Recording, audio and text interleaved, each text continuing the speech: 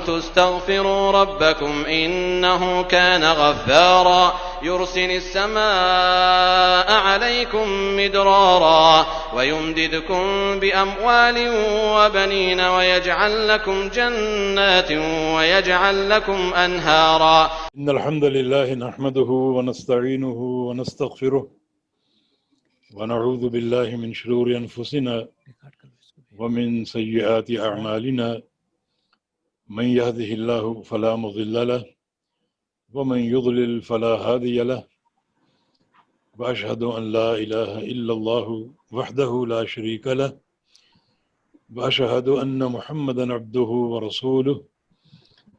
يا أيها الذين آمنوا اتقوا الله حق تقاته ولا تموتن إلا وأنتم مسلمون. يا أيها الناس اتقوا ربكم الذي خلقكم من نفس واحدة وخلق منها زوجها وبث منهما رجالا كثيرا ونساء واتقوا الله الذي تساءلون به والأرحام إن الله كان عليكم رقيبا. يا أيها الذين آمنوا اتقوا الله وقولوا قولا سديدا يصلح لكم أعمالكم ويغفر لكم ذنوبكم ومن يطع الله ورسوله فقد فاز فوزا عظيما. اللهم صل على محمد وعلى آل محمد كما صليت على إبراهيم وعلى آل إبراهيم إنك حميد مجيد. اللهم بارك على محمد وعلى آل محمد كما باركت على إبراهيم وعلى آل إبراهيم إنك حميد مجيد. سبحانك لا علم لنا إلا ما علمتنا إنك أنت العليم الحكيم. رب اشرح لي صدري ويسر لي أمري واحلل عقدة من لساني يفقه قولي. لقد قال الله سبحانه وتعالى أعوذ بالله من الشيطان الرجيم من همزه ونفخه ونفثه بسم الله الرحمن الرحيم. ومن يتق الله يجعل له مخرجا ويرزقه من حيث لا يحتسب. قابل احترام علماء کرام، مشائخ اعظام، طلبۃ العلم اور جملہ سامعین حضرات جہاں بھی موجود ہیں، سب کے لیے التحیۃ الاسلامیہ، السلام علیکم ورحمۃ اللہ وبرکاتہ۔ رزق کے تعلق سے یہ بات نوٹ کر لیجئے کہ اللہ رب العزت نے ہر انسان کے رزق کا فیصلہ فرما دیا ہے، اور بڑی ہی باریک بینی کے ساتھ۔ ہر شے اس کے علم میں ہے۔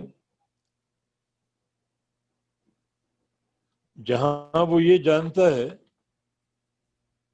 کہ گندم کا فلاں دانہ کہاں جائے گا اور کون اس سے مستفید ہوگا، وہاں وہ یہ بھی جانتا ہے کہ جب یہ دانہ پس جائے گا اور ایک دانہ ہزاروں ذرات میں تبدیل ہو جائے گا، تو وہ جو ذرات ہیں جو آٹا بن گیا، وہ ذرات کس کس پیٹ میں داخل ہوں گے اور جائیں گے۔ ایک حدیث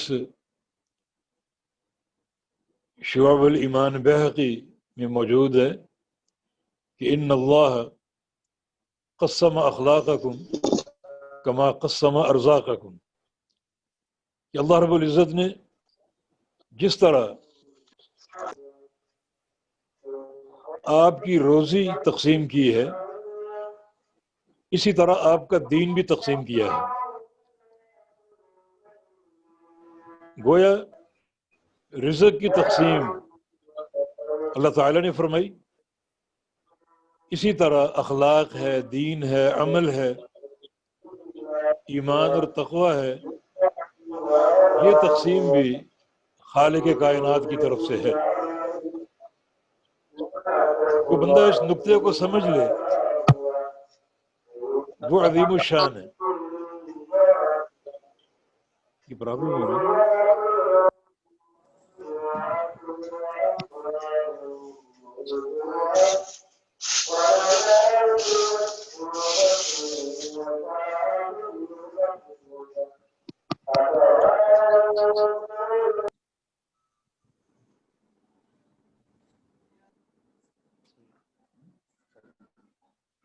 کسی کا مائک آن تھا۔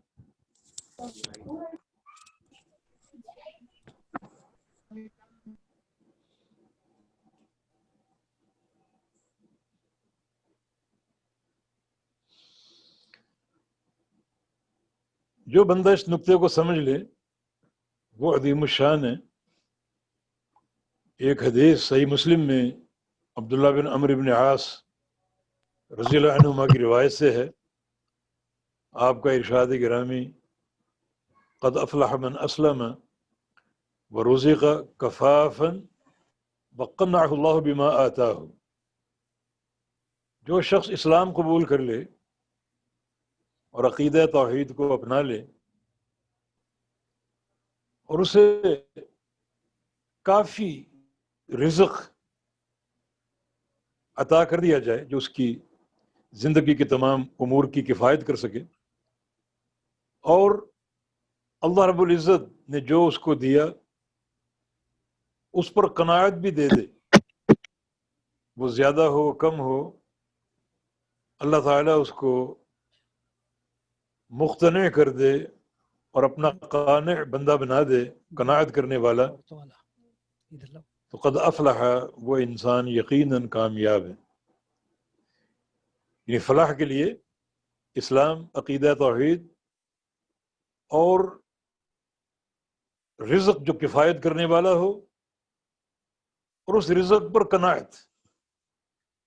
جس شخص کو یہ حاصل ہو جائے فرمایا کہ وہ فلاح پا گیا۔ ایک اور حدیث جامع ترمذی میں، اور وہ صحیح ہے، ابو ہریرہ رضی اللہ عنہ کی روایت سے آپ کا ارشاد گرامی ورض بما قسم اللہ لک تکن اغنى الناس، کہ اللہ تعالیٰ نے جو روزی آپ کے لیے تقسیم فرما دی، لکھ دی، اس پر راضی ہو جاؤ تو تم سب سے بڑے غنی بن جاؤ گے اور سب سے بڑے مالدار بن جاؤ گے۔ تو رزق کے فیصلے ہو چکے، ایک ایک دانے کے اور پانی کے ایک ایک گھونٹ کے فیصلے ہو چکے ہیں، اور ایک انسان اگر اپنے آپ کو سمجھا لے کہ اللہ تعالیٰ نے جو تقدیر میں فیصلے فرمائے ہیں اس سے نہ زیادہ ہے نہ کم ہے، اور وہ سب حاصل ہو کر رہے گا، اسی پر قناعت کرنی ہے، تو یقیناً یہ فلاح کا اور کامیابی کا راستہ ہے۔ لیکن جو انسان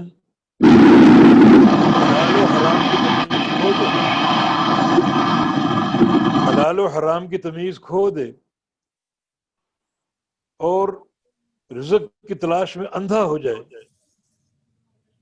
تو وہ انتہائی خسارے کا سودا کر رہا ہے، جو اس کی دنیا کی، آخرت کی اور قبر کی ناکامی پر منتج ہوگا۔ نبی علیہ السلام کی ایک حدیث ہے صحیح بخاری میں، لَيَأْتِيَنَّ عَلَى النَّاسِ زَمَانٌ لَا يُبَالِ النَّاسُ بِمَا أَخَذَ الْمَالِ من حلال او حرام او کما قال، ایک دور آنے والا ہے لوگوں کو پرواہ نہیں ہوگی کہ انہوں نے مال کس طریقے سے کمایا ہے یا کس طریقے سے کمانا ہے، ان کو پرواہ نہیں ہوگی، حلال سے یا حرام سے۔ تو حلال و حرام کا فرق مٹ جائے گا اور لوگ دنیا کے مال کے پیچھے اندھے ہو جائیں گے، اور یہ دور ہم تقریباً دیکھ رہے ہیں، روزی کمانے کے لیے اور پیسہ حاصل کرنے کے لیے طرح طرح کی اسکیمیں اور طرح طرح کے منصوبے پیش کیے جاتے ہیں، اور جو حرام اکتساب ہے وہ ایک عمومی شکل اختیار کر رہا ہے۔ نبی علیہ السلام کی ایک حدیث ہے کہ قیامت اس وقت تک قائم نہیں ہوگی جب تک ایک گناہ ایسا ہے جو ہر گھر میں داخل نہ ہو جائے۔ ایک گناہ ایسا ہے جو ہر گھر میں داخل نہ ہو جائے، اس وقت تک قیامت قائم نہیں ہوگی۔ اس گناہ کی گو آپ نے تحدید نہیں فرمائی، تعیین نہیں فرمائی، مگر ہم کچھ معصیتیں دیکھتے ہیں جن میں سب سے پہلے جو معصیت آئے گی وہ سود ہے اور حرام روزی کے اسباب اور ذرائع ہیں۔ یہ سود تقریباً ہر گھر میں داخل ہو چکا۔ جو لوگ سودی کاروبار کرتے ہیں ان کے گھروں میں سود تو ہے ہی ہے، جو نہیں کرتے نبی علیہ السلام کی حدیث کے مطابق ان کی ناک میں بھی گرد و غبار سود کا آئے گا۔ جیسے میں ایک کمرے میں بیٹھا ہوں، یہاں پنکھا ہے، لائٹ ہے، اے سی ہے، گو میرا ان چیزوں کو خریدنا حلال اسباب اور ذرائع کے ساتھ ہے، لیکن جن سے خریدا ہے ہو سکتا ہے ان کا کاروبار سودی ہو، تو بالواسطہ سود تو موجود ہے۔ گو عمدن میں نے یہ چیزیں حرام یا سود کے مال سے حاصل نہیں کی، لیکن جن سے کی ہیں ان کا معاملہ سودی ہو سکتا ہے۔ تو گویا ایک ایسی معصیت ہے جو ہر گھر میں داخل ہو چکی، اور اگر اجازت دے تو ایک معصیت اور بھی ہے، اور وہ تصویر کا فتنہ ہے۔ یہ بھی ہر گھر میں داخل ہو چکا ہے، آپ چاہیں یا نہ چاہیں، خوش ہوں یا نہ ہوں، طوعاً یا کرہن، یہ فتنہ ہر گھر میں موجود ہے، کم از کم ایک شناختی کارڈ کی شکل میں ہی، کرنسی نوٹ کی شکل میں ہی۔ تو یہ چیزیں قرب قیامت کی نشاندہی کرتی ہیں۔ تو بہرکیف یہ انتہائی ایک خطرناک معاملہ کہ لوگ بلا تمیز رزق حاصل کرنے کے لیے، مال حاصل کرنے کے لیے اندھے ہو جائیں اور حلال و حرام کی تمیز مٹا ڈالیں، جبکہ ہمارے سروں پر ایک خطرناک تلوار معلق اور مسلط ہے، اور وہ نبی علیہ السلام کا ارشاد گرامی لن يدخل الجنت لحم نبت من حرام، وہ گوشت یا وہ خون جنت میں داخل ہو ہی نہیں سکتا جو حرام پیسے سے بنا ہو، الا یہ کہ بندہ توبہ کر لے اور توبہ کر کے اپنی اصلاح کر لے، ایک سدھار پیدا کر لے، وہ معاملہ الگ ہے۔ لیکن اگر توبہ کیے بغیر وہ مر جاتا ہے تو جو اس کا گوشت اور خون رزق حرام سے بنا ہے وہ جنت میں جا ہی نہیں سکتا۔ اور ایک حدیث کے الفاظ ہیں اللحم الذی نبت من حرام فالنار اولی بہ، کہ جو گوشت حرام پیسے سے بنتا ہے جہنم کی آگ اس کی حقدار ہے۔ اس بندے کا عقیدہ اگر درست ہو تو اس کے اس گوشت کو جہنم میں جلایا جائے گا، اللہ یہ کہ اللہ تعالیٰ اپنے فضل سے معاف کر دے، لیکن قاعدہ یہی ہے کہ ایسے بندے کو سزا ملے گی۔ تو ہمیں چاہیے کہ ہم رزق حلال کے حصول کی طرف آئیں، اور اگر ایک انسان کی نیت واقعتاً حلال کمانے کی ہے تو اللہ رب العزت اسے بے شمار مواقع بھی دیتا ہے، اسباب بھی دیتا ہے، جنہیں بروئے کار لا کر ہم رزق حلال حاصل کر سکتے ہیں، اور بڑی وسعت کے ساتھ، تنگی نہیں بلکہ وسعت کے ساتھ۔ رزق کے حصول کی دو صورتیں ہیں، ایک اجتماعی اور ایک انفرادی۔ اجتماعی یہ ہے کہ جو ہمارے اولیاء الامور ہیں، ولی الامر ہے، ارباب حل و عقد ہیں، وہ اجتماعی طور پر اپنی رعیت کی خوشحالی کے لیے ایسے اقدام کریں کہ رزق کی فراوانی ہو، مال و دولت کی کثرت ہو، فقر دور ہو جائے اور اندیشے فقر کے ختم ہو جائیں، وہ ایسی تدابیر اختیار کریں۔ اور اگر ان تدابیر کا آپ پوچھیں تو سر فہرست اقامت توحید۔ توحید اللہ تعالیٰ کا حق ہے، جیسا کہ صحیح بخاری کی حدیث ہے، آپ نے فرمایا کہ یا معاذ اتدری ما حق اللہ علی العباد، اے معاذ کیا تم جانتے ہو اللہ تعالیٰ کا بندوں پر کیا حق ہے؟ عرض کیا کہ اللہ و رسولہ اعلم، کہ اللہ اور اس کا رسول جانتے ہیں۔ اس سوال کا جواب آپ ہمیں آگاہ کیجئے۔ تو رسول اللہ صلی اللہ علیہ وسلم نے ارشاد فرمایا کہ حق اللہ علی العباد ان یعبدوہ ولا یشرکوا بہ شیئا، اللہ تعالیٰ کا بندوں پر یہ حق ہے کہ بندے اللہ کی عبادت کریں اور اس عبادت میں کسی کو شریک نہ ٹھہرائیں۔ عبداللہ نے میٹنگ آئی ڈی دی ہوگی نا؟ اچھا، بدیون عبداللہ کا وہ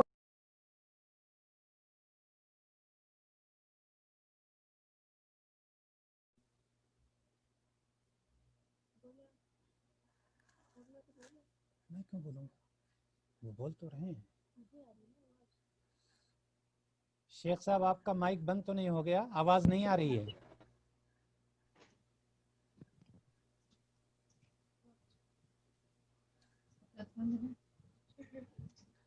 جی عرض یہ کر رہا تھا کہ اللہ تعالیٰ کا بندوں پر یہ حق ہے، اللہ تعالیٰ کا بندوں پر یہ حق ہے کہ بندے اللہ کی عبادت کریں اور کسی کو شریک نہ ٹھہرائیں، اور بندوں کا اللہ پر یہ حق ہے کہ اللہ تعالیٰ ایسے بندوں کو عذاب نہ دے جو توحید پر قائم ہوں اور شرک سے گریزاں ہوں، شرک سے متنفر ہوں، شرک کا انکار کرنے والے ہوں۔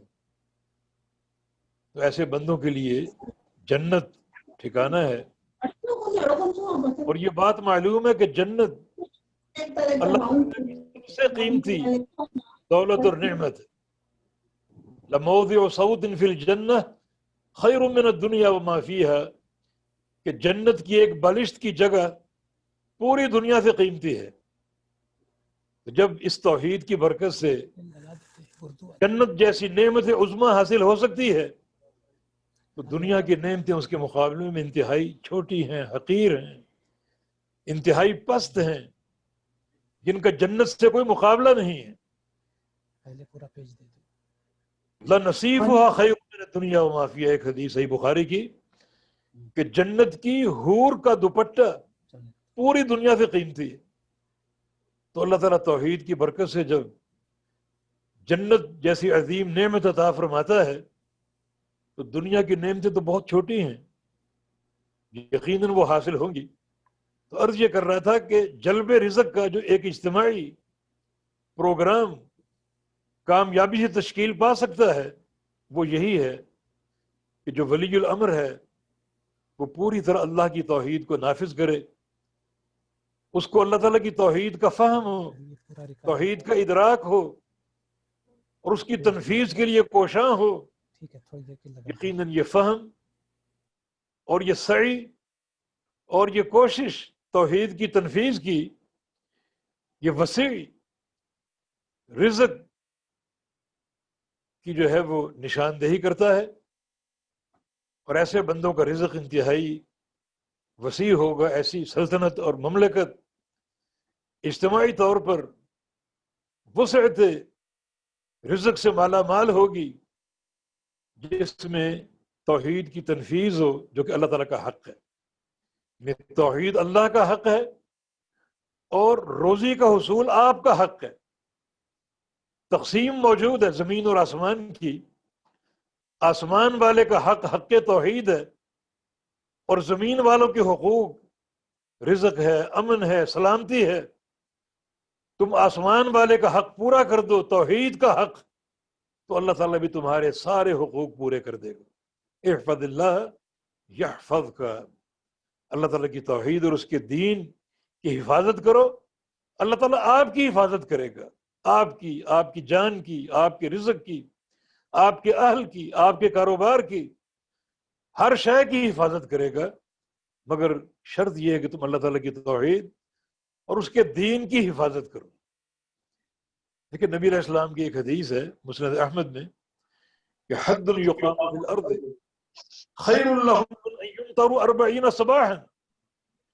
کسی زمین پر اللہ تعالیٰ کی ایک حد قائم ہو جائے، کسی چور کا ہاتھ کاٹ دیا جائے، یا کسی شادی شدہ زانی کو سنسار کر دیا جائے، کسی شرابی کے پشت پر کوڑے مار دیے جائیں، اللہ تعالیٰ اس قدر خوش ہوتا ہے.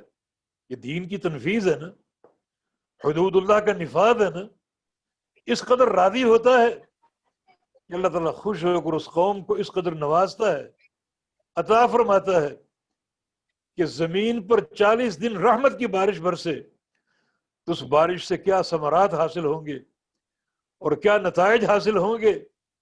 اللہ تعالیٰ ایک حد کے نفاذ پر اس سے بھی زیادہ اس قوم کو عطا فرمائے گا، اس سے بھی زیادہ اس قوم کو نوازے گا. یقیناً یہ تنفیذ دین، تنفیذ شریعت کی برکت ہے، تنفیذ توحید، اقامت توحید کی برکت ہے.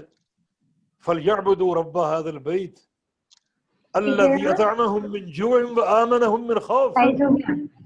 اس گھر کے رب کی عبادت کرو، تمہیں بھوک لگے گی تو کھانا مل جائے گا، اور تمہیں اگر خوف لاحق ہوگا تو امن و سلامتی مل جائے گی توحید کی برکت سے.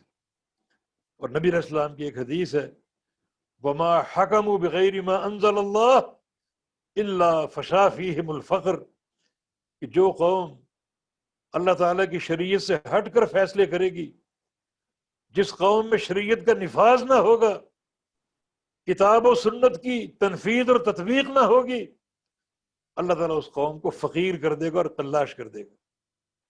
یہ ہے اجتماعی شکل جلب رزق کی، حصول مال کی، اقتصادیات کے استحکام کی، اور معاشیات کی مضبوطی کی.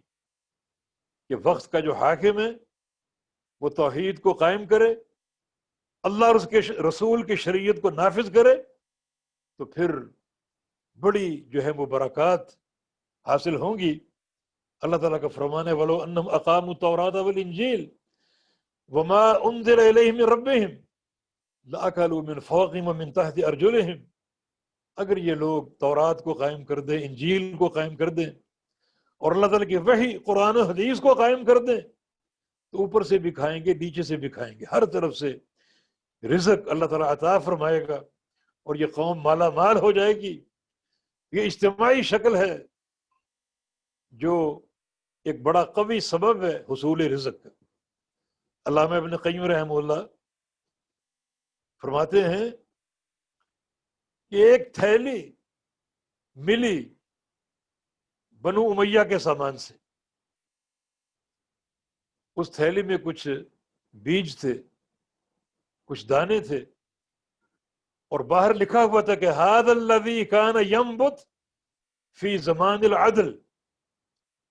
کہ اس تھیلی میں جو دانے ہیں یہ وہ دانے ہیں جو عدل کے زمانے میں اگا کرتے تھے، جب شریعت کی تنفیذ تھی، عدل کا نفاذ تھا. یہ عدل کوئی معمولی لفظ نہیں ہے، یعنی عدل مع التوحید، عدل مع الرسول، عدل مع الرعیہ، عدل مع الوحی، ہر چیز کے ساتھ عدل.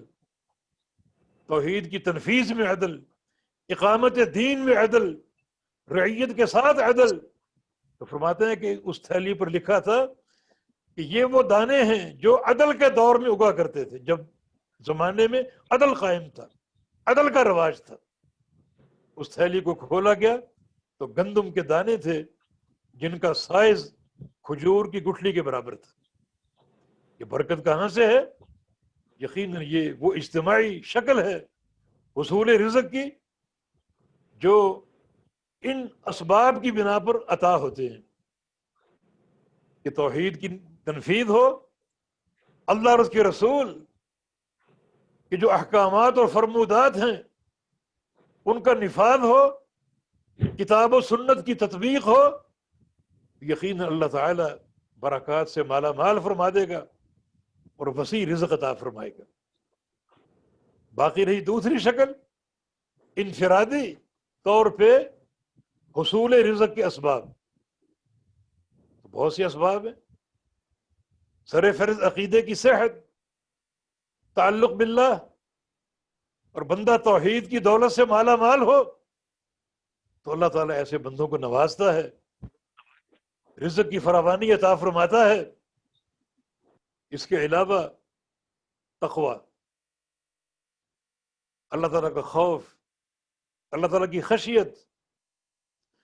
تقوی کی جامع معنی تعریف یہ ہے کہ بندہ اللہ تعالیٰ کے اوامر کا امتثال کرے اور نواہی سے بچے۔ اللہ اور اس کے رسول نے جس چیز کا حکم دیا اسے مانتا جائے، قبول کرتا جائے، عمل کرتا جائے، اور جس چیز سے روکا ان سے باز آ جائے اور ان سے رکتا جائے، یہ حقیقت تقوی ہے۔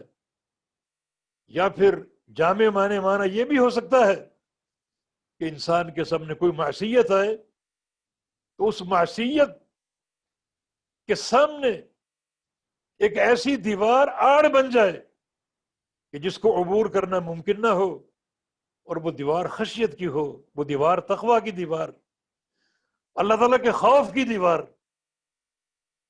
یہ تقوی، یہ بھی وسیع رزق کا ایک سبب ہے، ایک کنجی اور مفتاح ہے، جیسا کہ اللہ پاک کا فرمان وَمَن يَتَّقِ اللَّهَ يَجْعَلْ لَهُ مَخْرَجًا وَيَرْزُقْهُ مِنْ حَيْثُ لَا يَحْتَسِبُ۔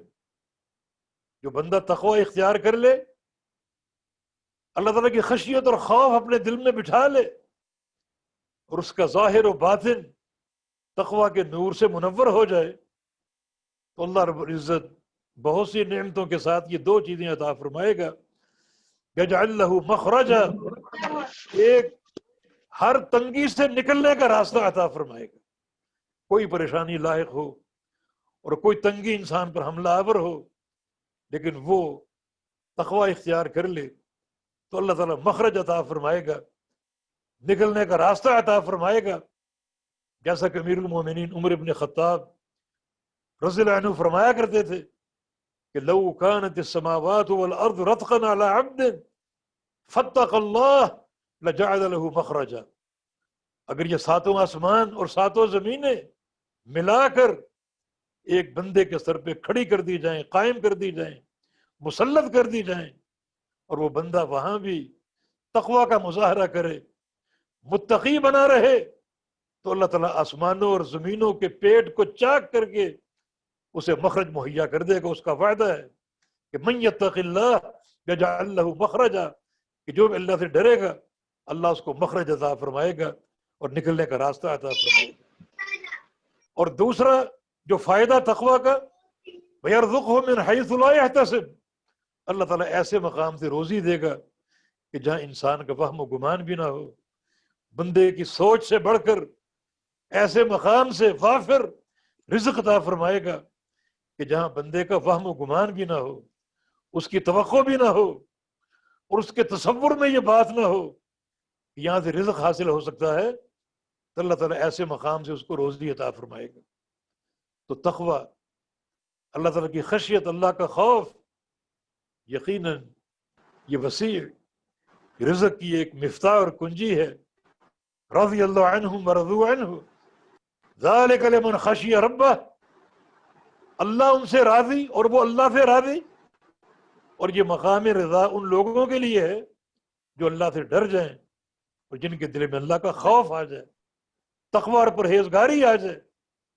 جب اللہ تعالیٰ خوش ہو جائے، راضی ہو جائے، تو اللہ اپنے ایسے بندوں کو بے یار و مددگار نہیں چھوڑے گا، بلکہ اللہ رب العزت اسباب عطا فرمائے گا وسعت کے، وسیع رزق کے، رحمت اور فضل کے، یقیناً تقوی اور خشیت یہ بڑی ایک اہم مفتاح ہے جو رزق کی کشادگی اور وسعت کا باعث اور سبب ہو سکتی ہے۔ دوسرا سبب استغفار ہے، کثرت استغفار۔ فَقُلْتُ اسْتَغْفِرُوا رَبَّكُمْ إِنَّهُ كَانَ غَفَّارًا يُرْسِلِ السَّمَاءَ عَلَيْكُمْ مِدْرَارًا وَيُمْدِدْكُمْ بِأَمْوَالٍ وَبَنِينَ وَيَجْعَلْ لَكُمْ جَنَّاتٍ وَيَجْعَلْ لَكُمْ أَنْهَارًا۔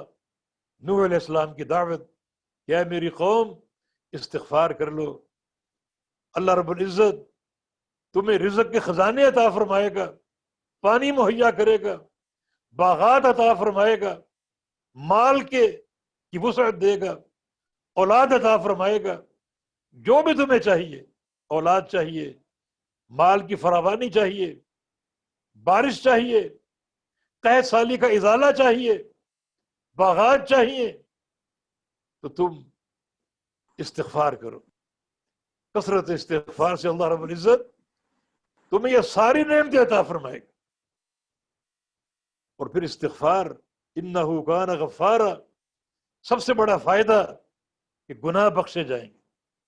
اللہ تعالیٰ تمہارے استغفار کو قبول کر لے تو اللہ تعالیٰ تمہارے سارے گناہ معاف کر دے گا۔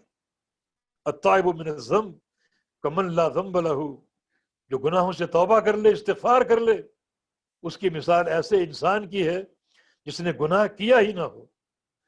طوبی لمن وجد فی صحیفتہ استغفارا کثیرا، اس شخص کے لیے بشارت ہو جنت کی کہ قیامت کے دن جس کے صحیفے کو کھولا جائے، نامہ اعمال کو کھولا جائے، تو اس میں کثرت سے استغفار ہو۔ تو کثرت سے استغفار یقیناً رزق کی وسعت کی ایک علامت ہے۔ نبی علیہ السلام کی ایک حدیث جس کی تائید کئی نصوص سے ہوتی ہے، وہ سند میں کچھ ضعف ہے، لیکن ہر جملہ دیگر نصوص سے تائید یافتہ ہے۔ من لزم الاستغفار جعل اللہ له من كل ضیق مخرجا ومن كل ہم فرجا ورزقه من حیث لا یحتسب، جو بندہ استغفار لازم کر لے، لازماً استغفار کرے، جس کی ایک تفسیر یہ ہے کہ ایک وقت کا تعین کر لے، اس وقت میں لازمی استغفار کر لے، تو اللہ تعالیٰ اس پر 3 نعمتیں عطا فرمائے گا۔ ایک، اللہ رب العزت ہر تنگی سے اس کو آسانی مہیا کر دے گا، کوئی مشکل ہو، پریشانی ہو، اللہ تعالیٰ آسانی مہیا کر دے گا۔ ان مع العسر یسرا، اور اللہ رب العزت ایسے بندے کو جو ہے وہ من کل ضیق مخرجا ومن کل ہم فرجا، اس کا ہر غم دور کر دے گا، ہر پریشانی دور کر دے گا۔ ورزقہ من حیث لا یحتسب، اور ایسے مقام سے روزی دے گا جہاں سے روزی کا ملنا اس کی توقع میں نہ ہو، اس کے وہم و گمان میں نہ ہو۔ یہ کثرت استغفار کی برکت ہے۔ تو کثرت استغفار جہاں جلب رزق اور جلب مال کا ایک سبب ہے، وہاں گناہوں سے پاک صاف ہونے کا بھی ایک بڑا واضح راستہ اور پروگرام ہے۔ پیارے پیغمبر محمد الرسول اللہ علیہ وسلم کی تعلیم ہے، استغفروا ربکم، اپنے رب سے کثرت سے استغفار کیا کرو۔ فإنی اتوب الی اللہ واستغفر الیہ فی اليوم 100 مرہ، کہ میں ایک دن میں 100 دفعہ توبہ اور استغفار کرتا ہوں، یعنی ایک مجلس میں۔ عبداللہ بن عمر کی روایت ہے کہ نبی علیہ السلام کی ایک مجلس میں ہم نے ایک بار توبہ اور استغفار کو شمار کیا تو 100 دفعہ ہم نے گنا۔ آپ یہ الفاظ دہراتے جا رہے تھے کہ یا اللہ استغفر الی اللہ واتوب الیہ وتوب علی انک انت التواب الرحیم، رب اغفر لی وتوب علی انک انت التواب الرحیم، یا اللہ مجھ کو بخش دے، میری توبہ قبول کر لے، کہ بے شک تو ہی توبہ کو قبول کرنے والا اور رحم کرنے والا ہے۔ یہ الفاظ آپ فرماتے جا رہے ہیں، ادا کرتے جا رہے ہیں، ہم شمار کرتے جا رہے ہیں، ایک ہی مجلس میں ہم نے 100 دفعہ آپ کے استغفار کو گنا۔ پھر اس کا فائدہ یہ بھی تو ہے، یہ استغفار دلوں کی سیاہی کو دور کر دیتا ہے اور دل دوبارہ پالش ہو کر چمکدار ہو جاتے ہیں۔ اذا اذنب ابن آدم نکت فی قلبی نکتۃ سوداء، جب انسان کوئی گناہ کرتا ہے تو اس کے دل میں ایک سیاہ نشان لگا دیا جاتا ہے، فَإِن تَابَ وَاسْتَغْفَرَ سُقِلَ قَلْبُهُ، اور اگر وہ توبہ کر لے، استغفار کر لے، تو اللہ تعالیٰ اس کے دل کو پالش کر کے چمکدار بنا دیتا ہے۔ یہ استغفار کے فائدے، جب دل مجلہ اور مصفہ ہوگا، چمکدار ہوگا، روشن ہوگا، یقیناً یہ پاکیزہ اور صاف دل دنیا کی پاکیزگی کا باعث بنے گا، اور جن سے ایسے بندے کا معاملہ ہوگا وہ بھی پاک صاف ہوں گے، اور یقیناً یہ رزق کی برکت اور دنیا کے جو اسباب ہیں روزی کے، ان کے حصول کا ذریعہ بنے گا۔ نبی علیہ السلام کی ایک حدیث ہے، من سرہ ان یبسط لہ فی رزقہ وینسأ لہ فی اثرہ فلیصل رحمہ، جس شخص کی خواہش و شوق ہو کہ اس کے رزق کو کشادہ کر دیا جائے اور اس کی زندگی کو لمبا کر دیا جائے، عمر میں اضافہ کر دیا جائے، تو وہ صلہ رحمی کرے، رشتوں کو جوڑے، رشتوں کو کاٹنے کی بجائے رشتوں کو جوڑے، صلہ رحمی، صلہ رحمی کے جو اصول اور قواعد ہیں ان کو اپنائے، اور جو بھی حدود صلہ رحمی کی ہیں انہیں وہ پورا کرے، تو اللہ تعالیٰ اس کو دو نعمتیں عطا فرمائے گا، ایک رزق کی کشادگی اور دوسرا عمر کی لمبائی، عمر کا لمبا ہونا، عمر کی طوالت، عمر میں اضافہ۔ اس کا معنی یہ نہیں ہے کہ تقدیر میں اس کی عمر کم لکھی ہوگی اور اس عمل سے اللہ تعالیٰ بڑھا دے گا، نہیں، تقدیر اللہ تعالیٰ کا وہ علم کامل ہے جس میں کوئی نقص نہیں ہے۔ اس کا معنی یہ ہے کہ اللہ تعالیٰ اس کی تقدیر میں لکھ چکا، اس کی تقدیر میں لکھ چکا کہ یہ بندہ صلہ رحمی کرے گا، اور اس صلہ رحمی کی وجہ سے اس کی یہ عمر ہوگی۔ یہ سارے فیصلے لکھے ہوئے ہیں۔ ایک انسان اگر صلہ رحمی کے قواعد کو اپنا لے تو اللہ تعالیٰ یہ دو نعمتیں عطا فرمائے گا، رزق کی کشادگی اور عمر کی طوالت۔ اور یہ بات یاد رکھیں، اللہ کی راہ میں خرچ کرنا بھی ایک بڑا سبب ہے رزق کے بڑھنے کا۔ آپ ایک خرچ کریں گے، ایک پیسہ خرچ کریں گے، اللہ تعالیٰ 700 گنا عطا فرما دے گا، اس سے بھی زیادہ عطا فرمانے کے وعدے ہیں۔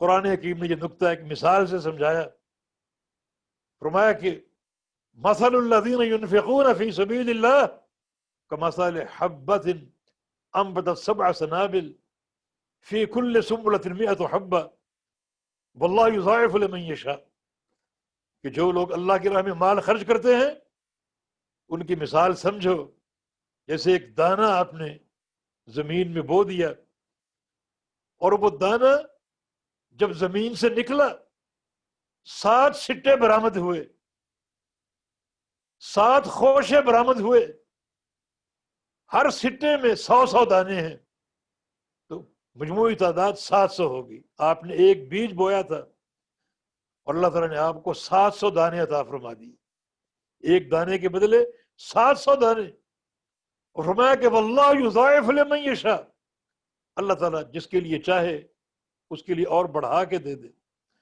700 بھی سے بھی بڑھ سکتے ہیں، اس سے بھی اضافہ ہو سکتا ہے۔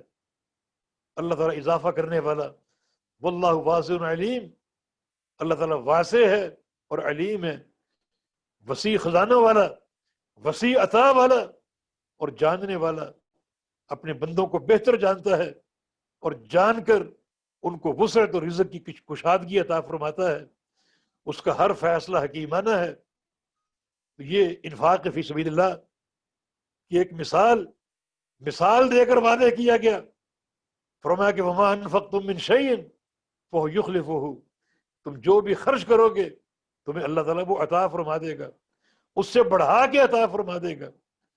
دینا تو اللہ کی صفت ہے، رزق عطا فرمانا اللہ کی صفت ہے، اور ایک بندہ اگر اللہ کے بندوں کو دیتا ہے تو گویا اس کے اندر رحمان کا ایک فعل آ گیا، اس نے رحمان کے ایک اخلاق کو اپنا لیا، تو اللہ تعالیٰ ایسے بندوں کو کیوں نہ دے گا۔ جو بندے اللہ کی راہ میں خرچ کرتے ہیں، اپنے مال کی قربانی دیتے ہیں، حالانکہ مال خرچ کرنا اللہ کی صفت ہے، تو ایک انسان اگر مال خرچ کرے گا تو اللہ اس کو کیوں نہ دے گا؟ اس بندے نے میرے والا کام کیا، جو کام میں کرتا ہوں وہ کام یہ بندہ کر رہا ہے، میں اس کو کیوں محروم کروں؟ تو اللہ تعالیٰ اس کو اور بڑھ چڑھ کر عطا فرماتا ہے۔ تو جو بھی آپ کے سامنے ایسا معاملہ آئے جس میں انفاق کا پہلو ہو، اللہ کی راہ میں خرچ کرنے کا پہلو ہو، تو بخل نہ کیجئے بلکہ بڑھ چڑھ کر خرچ کیجئے، اللہ آپ کو بڑھا چڑھا کے دے گا۔ اللہ کی راہ میں خرچ کرنے سے انسان فقیر نہ ہوگا، کمزور نہ ہوگا، بلکہ طاقتور ہوگا، اور اللہ تعالیٰ ایسے بندے کو وسیع خزانے عطا فرما دے گا۔ اللہ تعالیٰ اگر مال کی توفیق عطا فرمائے تو اس کی رضا کے لیے بار بار حج عمرے کیجئے۔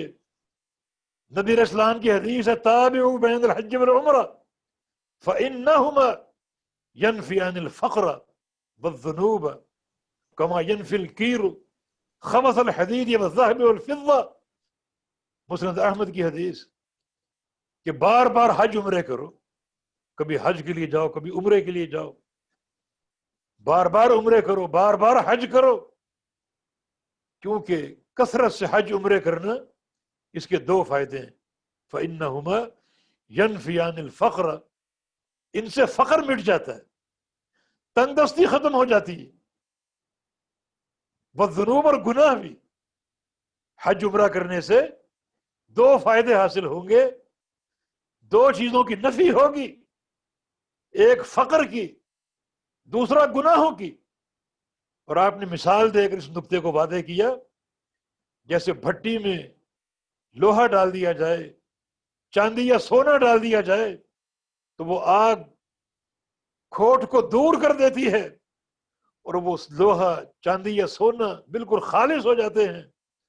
اسی طرح ایک بندہ گناہوں سے پاک صاف ہو جاتا ہے، اس کا فقر بھی زائل ہو جائے گا اور اس کے گناہ بھی ختم ہو جائیں گے۔ اللہ تعالیٰ کی اطاعت کا معاملہ تو بار بار حج کرنا، عمرہ کرنا، اس سے یہ دو فائدے حاصل ہوں گے، گناہوں کا مٹ جانا اور فقر کا زائل ہونا، اور اللہ ایسے بندوں کو مالا مال کر دے گا اور خوب اللہ تعالیٰ نوازے گا۔ اس کے علاوہ دوستو اور بھائیوں، جو بھی آپ کا کاروبار ہو اس میں صدق و امانت کے پہلو کو ہمیشہ اجاگر رکھیں، خیانت نہ کریں، سچ بولیں، سچائی سے پیش آئیں، امانت داری کے تقاضے پورے کریں۔ اس کی فضیلت عمومی طور پر بھی ہے۔ نبی علیہ السلام کی حدیث ہے تاجر الصدوق الامین مع النبیین والصدیقین والشہداء، وہ تاجر جو سچا ہو اور امانت دار ہو، صادق اور امین، وہ قیامت کے دن انبیاء کے ساتھ ہوگا، شہداء کے ساتھ ہوگا، صدیقین کے ساتھ ہوگا۔ یہ دو اوصاف کہ بندہ تجارت کرے اور تجارت میں سچا ہو اور امانت دار ہو۔ نبی علیہ السلام ایک بار بازار میں گشت فرما رہے تھے، ایک دکاندار کے پاس کھڑے ہو گئے، ایک بوری میں اناج بھرا ہوا تھا، آپ نے اس اناج کو چھوا نیچے تک تو کچھ تری محسوس ہوئی۔ فرمایا یہ کیا معاملہ ہے کہ اناج اوپر سے خشک ہے، نیچے سے تر ہے، گیلا ہے؟ تو اس نے کہا اصابت السما، یا رسول اللہ بارش ہوئی تھی اور بارش سے اناج بھیگ گیا۔ تو فرمایا کہ تم نے گیلے اناج کو اوپر کیوں نہ رکھا؟ یہ تو ایک دھوکہ ہے، من غش فلیس منا، جو ہمیں دھوکہ دیتا ہے وہ ہم میں سے نہیں ہے۔ یہ تم نے کیا کیا؟ یہ تمہارا معاملہ صدق و امانت کے تقاضوں کے خلاف ہے۔ اتنی بڑی فضیلت کہ وہ تاجر جو سچ بولے اور امانت داری کے تقاضے پورے کرے، انبیاء کے ساتھ، صدیقین کے ساتھ اور شہداء کے ساتھ ہوگا، صادق اور امین بن جائے۔ یعنی صادق اور امین بننا ایک تو کاروبار کے تعلق سے ہے اور ایک عمومی زندگی کے تعلق سے بھی ہے۔ بندہ اپنی زندگی میں سچا بن جائے، یہ سچ ہی کامیابی کی اساس ہے۔ قال اللہ ھذا یوم ینفع الصادقین صدقہم، اللہ تعالیٰ قیامت کے دن اعلان کرے گا کہ معاشر والوں سن لو، آج صرف سچے لوگ کامیاب ہوں گے، آج نفع صادقین کو ہوگا، صادق لوگوں کو ہوگا، اور جن میں جھوٹ ہے، خیانت ہے، وہ لوگ قطعاً مستفید نہ ہو سکیں گے آج کے دن سے، کوئی ان کو فائدہ نہ ہوگا، وہ عذاب علیم کا نشانہ بنیں گے۔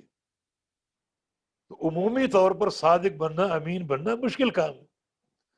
ہمارے ہاں پاکستان میں یہ صادق اور امین کی اصطلاح جس طرح اس کی ایک بے حرمتی کی جا رہی ہے، فلاں صادق اور امین، فلاں صادق اور امین نہیں ہے، یہ تمغے دیے جا رہے ہیں، حالانکہ نہ توحید کا علم، نہ دین کا علم، اور نہ امانت داری کے تقاضوں کا علم، نہ عمل میں صدق ہے، نہ امانت ہے، نہ اخلاص ہے، اور یہ تمغے تقسیم کیے جا رہے ہیں۔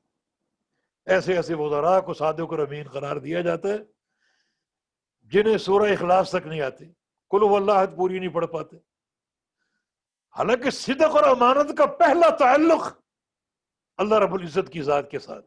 تم صادق بن جاؤ اللہ کی توحید کے ساتھ، صادق بن جاؤ اللہ کے دین کے ساتھ، صادق بنو اللہ کے رسول کے ساتھ، صادق بنو رعیت کے ساتھ۔ یہ معاملہ آسان نہیں ہے۔ اللہ کے پیارے پیغمبر صادق اور امین تھے، اور واقعتاً اس لقب سے صحیح طور پہ ملقب تھے، مستحق تھے، حتیٰ کہ کفار بھی اپنی امانتیں اللہ کے پیغمبر کے پاس رکھواتے، عمومی طور پہ آپ کی مخالفت کرتے، راستے میں روڑے اٹکاتے، مگر امانتیں آپ کے پاس رکھواتے۔ انہیں معلوم تھا کہ آپ صادق اور امین ہیں۔ تو تجارت میں اگر صدق اور امانت کا پہلو ہو تو ایک تو آخرت کی کامیابی، وہ انسان بڑا برگزیدہ، لیکن دنیا میں بھی مال کی وسعت اور رزق کی برکت کا باعث ہوگا۔ نبی علیہ السلام کی حدیث ہے، ان صدقا بینا بورک لہما فی بیعہما وان کذبا وکتما محقت برکت بیعہما، کہ دو سودا کرنے والے اگر سچے ہوں، امانت دار ہوں، ہر چیز بیان کر دے، جو سامان بیچ رہے اسے اگر معلوم ہو کہ اس سامان میں فلاں عیب ہے، اسے وہ بیان کر دے، یا جو خرید رہے اسے کچھ عیب کا علم ہو وہ بیان کر دے، کسی کمی کا علم ہو۔ فرمایا کہ اگر یہ دونوں سچے ہوں اور عیب کو کھول کر بیان کرنے والے ہوں تو اللہ تعالیٰ ان کی تجارت میں، ان کے اس معاملے میں برکت عطا فرمائے گا، رزق کی وسعت عطا فرمائے گا۔ اور اگر وہ عیب کو چھپاتے ہیں، جھوٹ بولتے ہیں، امانت کے تقاضے پورے نہیں کرتے، تو محقت برکت بیعہما، ہو سکتا ہے سودا ہو جائے، مال آپ کو مل جائے، چیز آپ کی بک جائے، لیکن برکت نہیں ہوگی۔ برکت پیدا کرنے والا اللہ رب العزت، اللہ تعالیٰ چاہے جس طرح چاہے برکت عطا فرما دے۔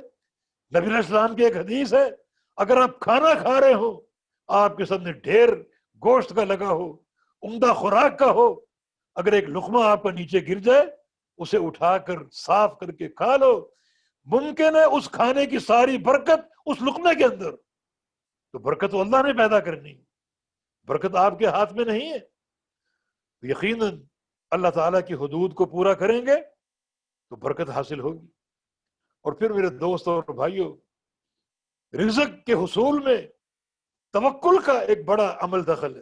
اللہ کی ذات پر توکل، اللہ کی ذات پر بھروسہ، انسان اپنے قدموں پر کھڑا نہ ہو، یہ نہ سمجھے کہ میں خود کفیل ہوں، یہ نہ سمجھے کہ میں بڑا عقل مند ہوں اور بڑا صاحب بصیرت ہوں اور میں اپنے طور پہ روزی حاصل کر سکتا ہوں۔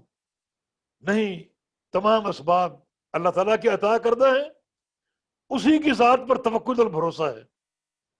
نبی علیہ السلام کی حدیث، لو انکم تتوکلون علی ربکم حق توکلہ لرزقکم کما یرزق الطیر تغدو خماسا وتروح بطانا۔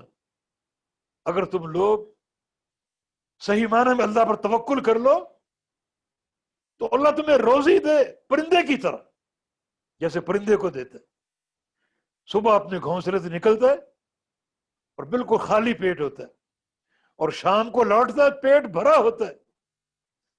یقیناً توکل اللہ، اللہ کی ذات پر اعتماد اور بھروسہ، یہ اقتصادی قوت میں ایک اہم رکن کے طور پر ہے، ایک اہم بنیاد کے طور پر۔ قصہ مختصر یہ ہے اس توکل کے تعلق سے کہ ایک انسان اللہ تعالیٰ کو اپنا رب مان کر راضی ہو جائے۔ آخر ایک دعا، رضیت باللہ ربا وبالاسلام دینا وبمحمد الرسول، اس کی اتنی اہمیت کیوں ہے؟ نبی علیہ السلام کی حدیث ہے کہ جو شخص یہ دعا پڑھے گا داخل الجنہ، جنت میں داخل ہوگا۔ نبی علیہ السلام کی ایک اور حدیث ہے کہ انی ضامن ان آخذ بیدہ، جو بندہ یہ دعا پڑھتا رہے گا میں ضمانت دیتا ہوں کہ قیامت کے دن اس کا ہاتھ پکڑ لوں گا، اس وقت تک نہیں چھوڑوں گا جب تک اس کو جنت میں پہنچا نہ دوں۔ رضیت باللہ ربا وبالاسلام دینا وبمحمد الرسول۔ ایک حدیث میں ذاق طعم الایمان من رضی باللہ ربا وبالاسلام دینا وبمحمد الرسول، جو شخص اللہ تعالیٰ کو رب مان کر راضی ہو جائے، اسلام کو دین مان کر راضی ہو جائے، اور محمد کریم کو اپنا رسول مان کر راضی ہو جائے، اس نے صحیح معنی میں ایمان کو چکھ لیا۔ اتنی فضیلت کیوں ہے؟ اس لیے کہ جو پہلا جملہ من رضی باللہ ربا، یہ ایک اہم قاعدہ ہے، ہمارے موضوع سے اس کا تعلق ہے۔ اللہ کو رب مانے اور راضی ہو جائے، رب مانے اور اس پر راضی ہو جائے۔ اب یہ ربوبیت جو ہے اس کے تقاضے کیا ہیں؟ کہ روزی اللہ عطا فرمائے گا۔ روزی کمانا میرا کمال نہیں ہے، نہ کوئی میرا ہنر ہے، نہ میرا فن ہے، نہ اس کا کمال ہے، یہ اللہ کی عطا اور اس کی دین۔ اور جو بندہ اللہ تعالیٰ کو رب مان لے، مسبب الاسباب ہے، عطا کرنے والا ہے، وفی السماء رزقکم، تم سب کی روزی آسمانوں میں ہے، اس پر مقتنع ہو جائے، اس پر راضی ہو جائے، یقیناً اس نے ٹھوس عقیدہ پیدا کر لیا۔ اب یہاں ایک بات اور نکلتی، جو شخص اللہ کو رب مان لے اور رب مان کر راضی ہو جائے، وہ حرام طریقوں کو اپنائے گا، سودی کاروبار کرے گا، سٹا اور جوا کھیلے گا، حرام اسکیمیں اپنائے گا۔ اگر حرام روزی کی طرف وہ مائل ہے تو وہ اللہ تعالیٰ کو رب مان کر راضی نہیں ہوا۔ یہ بڑا اہم قاعدہ ہے، اس قاعدے پر بار بار غور کیجیے۔ رسول کو، محمد کو رسول مان کر راضی ہو جائے صلی اللہ علیہ وسلم۔ جو شخص محمد صلی اللہ علیہ وسلم کو رسول مان لے لیکن پیروی کسی اور کی کرے، بات کسی اور کی مانے، تو وہ رسول مان کر راضی ہوا؟ ہرگز نہیں۔ راضی وہ ہوگا جو عقیدے میں، عمل میں، منہج میں، اخلاقیات میں، فضائل میں، رغائب میں متبع ہو محمد الرسول اللہ صلی اللہ علیہ وسلم کا، وہ راضی ہے۔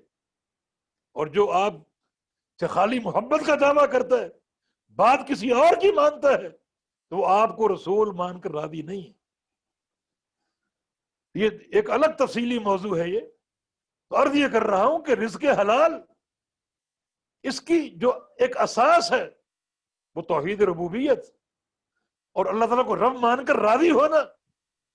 اور جو بندہ راضی ہوگا وہ ہمیشہ حلال طرق پر اکتفا کرے گا، حرام کی طرف مائل نہیں ہوگا، ورنہ وہ خالق کائنات کو رب مان کر راضی نہیں ہے۔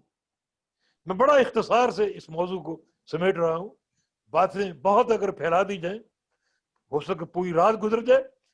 اسی طرح میرے دوستوں بھائیوں، نماز کی پابندی کرو اور نماز با جماعت کی پابندی کرو، یہ بھی رزق کی برکت کا باعث ہے۔ اللہ پاک کا فرمان وَاسْتَعِينُوا بِالصَّبْرِ وَالصَّلَاةِ، مجھ سے مدد لے لو، مال لے لو، روزی لے لو، صبر کے ساتھ اور نماز کے ساتھ۔ اللہ تعالیٰ فرما رہا ہے، لٹا رہا ہے، خزانے لٹا رہا ہے، لے لو مجھ سے، حاصل کر لو، مال لے لو، روزی لے لو، خزانے لے لو، لیکن تمہیں دو کام کرنے، بالصبر والصلاۃ، صبر کر لو اور نماز پڑھ لو۔ یہ بھی ایک ایک اہم قاعدہ نماز کی پابندی اور نماز کا اہتمام اور نماز میں رقت قلبی، حضور قلبی اور خشیت کے تقاضوں کو پورا کرنا یقین اللہ کی رضا کا باعث ہوگا۔ فَإِذَا قُضِيَتِ الصَّلَاةُ فَانتَشِرُوا فِي الْأَرْضِ وَابْتَغُوا مِنْ فَضْلِ اللَّهِ۔ جمعے سے قبل کاروبار نہ کرو، جمعے کی تیاری کرو، جمعے کا اہتمام کرو، اور اگر کاروبار کر بھی رہے تو پھر جمعے کے لیے وقت پر حاضر ہو جاؤ، اور جب جمعے کی نماز پڑھ چکو تو فَانتَشِرُوا فِي الْأَرْضِ، اب زمین میں پھیل جاؤ، وَابْتَغُوا مِنْ فَضْلِ اللَّهِ، اور اللہ کے فضل کو تلاش کرو۔ ایسا اگر کرو گے، جمعے سے قبل جمعے کا اہتمام کرو گے اور جمعے کے بعد اپنے کاروبار کو دیکھو گے، اللہ کی زمین میں پھیل جاؤ گے، تو اللہ تعالیٰ کا وعدہ ہے کہ اللہ رب العزت تمہارے رزق میں اضافہ فرمائے گا، برکت عطا فرمائے گا اور وسعت عطا فرمائے گا۔ اللہ تعالیٰ کے شکر گزار بندے بنو۔ وَإِن تَعُدُّوا نِعْمَتَ اللَّهِ لَا تُحْصُوهَا، اللہ تعالیٰ تمہیں جو نعمتیں دے چکا ان کو تم شمار نہیں کر سکتے، لیکن اگر ان نعمتوں کا شکر ادا کرو گے تو اس کا فائدہ ہے لَإِن شَكَرْتُمْ لَأَزِيدَنَّكُمْ، اگر میرا شکر ادا کرو گے تو اور دوں گا۔ تو رزق کی مزید جو ہے وہ عطا، مزید وسعت، مزید اس کی دین شکر کے ساتھ، اور شکر کا معنی زبان سے اس کی حمد کرو، اس کا شکر کرو، اور شکر کا معنی اس کی اطاعت کرو، اور شکر کا معنی اس کی نافرمانی سے گریز کرو۔ یہ تین صورتیں شکر کی، تاکہ حق شکر ادا ہو، اور جب ادا کرو گے تو اس کا فائدہ ہے لَأَزِيدَنَّكُمْ، تو میں تمہیں اور دوں گا، اور تمہیں دوں گا۔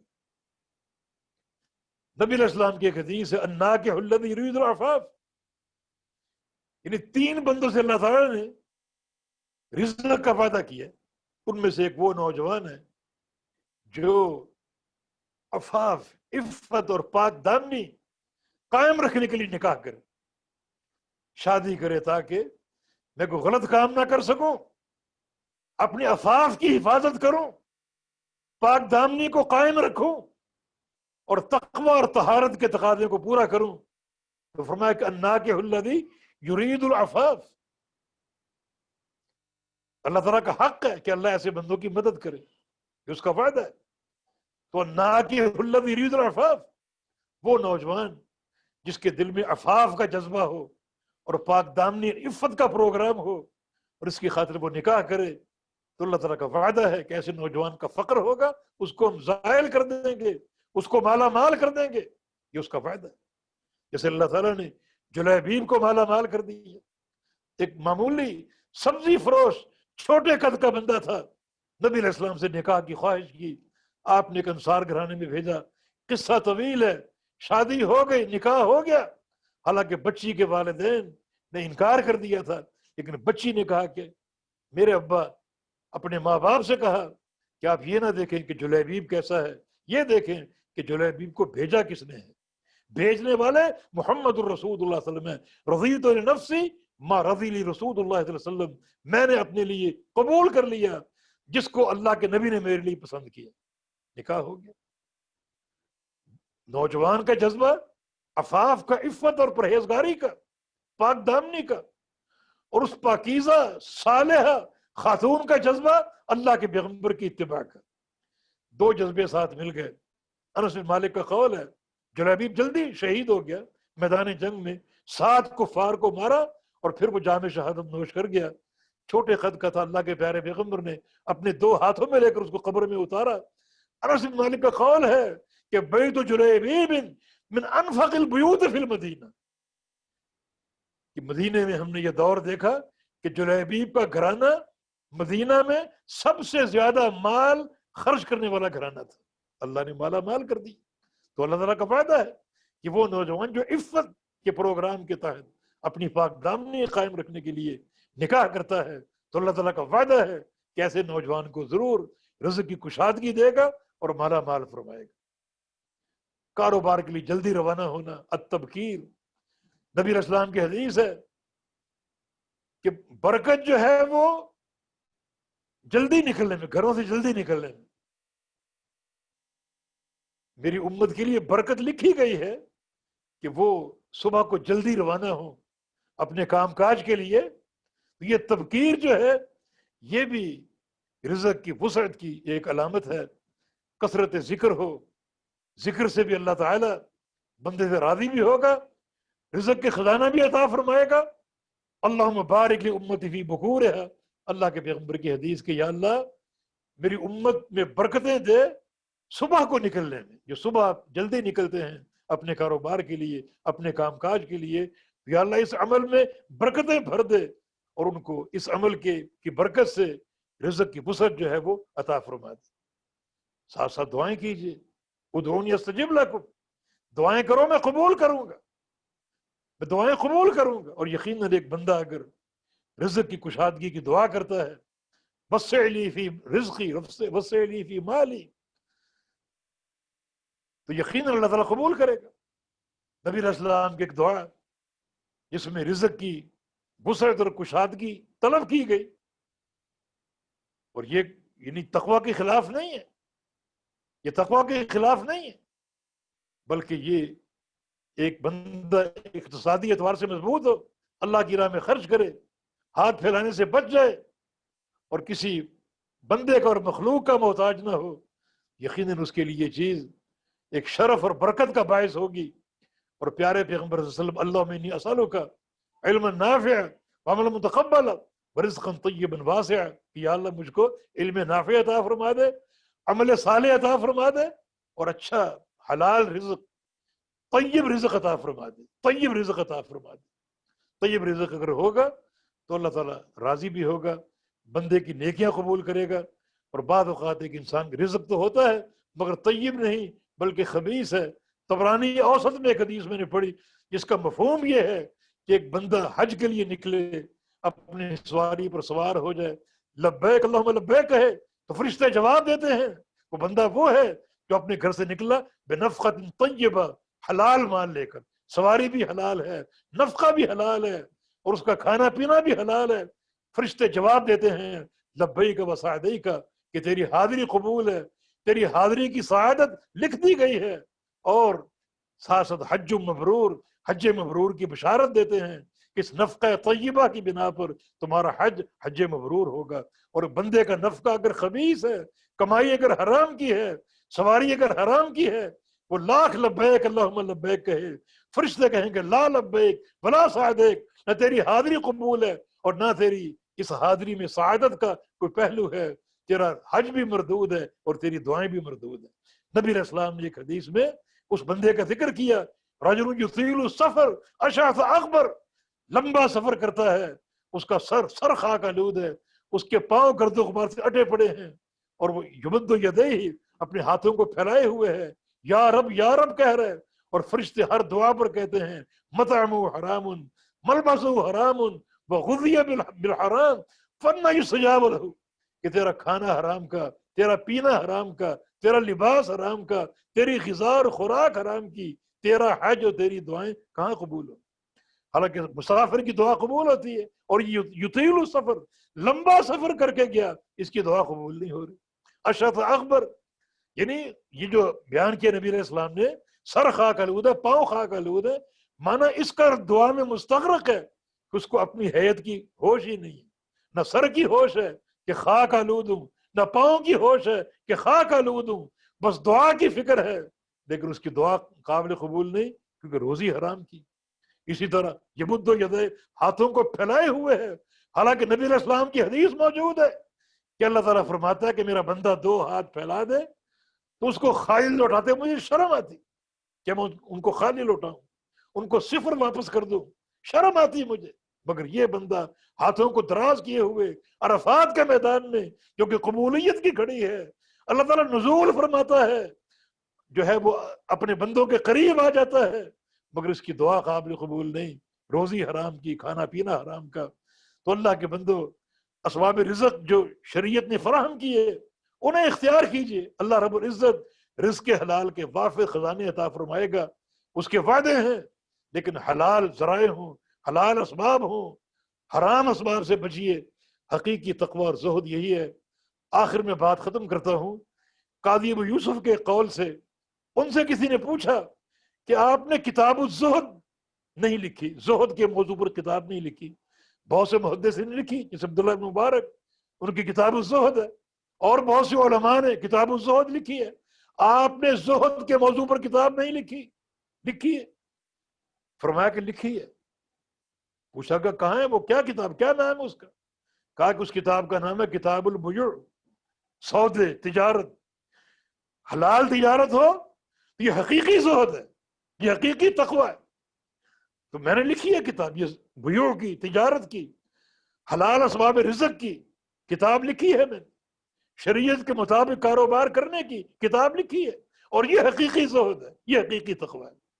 امیر عمر کا ایک قول ہے کہ نمازوں کی طوالت، روزے اور زکوٰۃ اور یہ حج بار بار، یہ حقیقی زہد اور تقوی کی علامت نہیں ہے، اگرچہ یہ امور مستحسن ہے کامیابی کے لیے، لیکن حقیقی تقوی اور زہد انسان کا تب ثابت ہوگا جب اس کی خوراک، اس کی کمائی، اس کی آمدنی ہر چیز حلال کی ہو اور وہ حرام سے بچنے والا ہو۔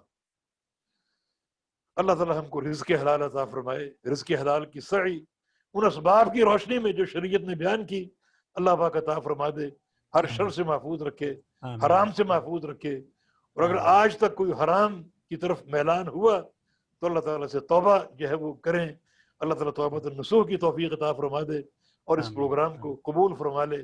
جن بھائیوں نے، دوستوں نے کوشش کی، ایک مستحسن کوشش ہے، اللہ پاک قبول فرما دے، اخلاص سے بھر دے اور تقوی عطا فرما دے۔ اقول قولی ھذا واستغفر اللہ لی ولکم واخر دعوانا ان الحمد للہ رب العالمین۔